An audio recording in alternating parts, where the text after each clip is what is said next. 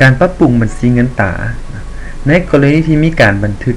รายการเคลื่อนไหวเป็นเงินตราต่างประเทศเนาะและมีการเคลื่อนไหวอัตราแลกเปลี่ยนแต่ละมื้อบ่ตรงกันเนาะฉะนั้นจะมีการปรับปรุงค่าอัตราแลกเปลี่ยนต่างๆเนาะวิธีการเนาะท่านสามารถคลิกคำสั่งการเคลื่อนไหวและก็คลิกเมนูรายการปรับปรุงบัญชีเงินตราเนาะท่านก็จะสามารถเข้ามา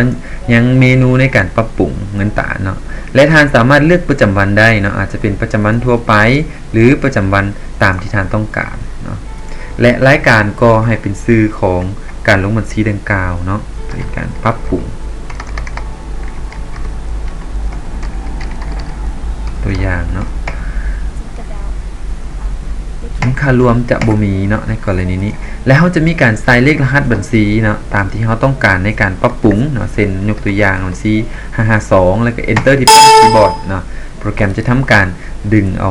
มูลค่าที่เป็นเงินเดิมแล้วก็เทียบเป็นเงินกีบแล้วก็อัตราแลกเปลี่ยนเฉลี่ยของฮอดปัจจุบันเนาะและเมื่อปิดบัญชีนะท่านจะสังเกตเห็นว่าถ้ามีการเลือก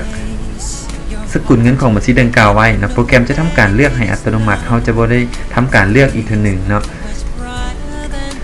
และอัตราแลกเปลี่ยนเขาสามารถทำการเปลี่ยนแปลงได้ค่าอัตราแลกเปลี่ยนได้นะเพื่อนหลังจากนั้นท่านสามารถคลิกเมาส์ไปที่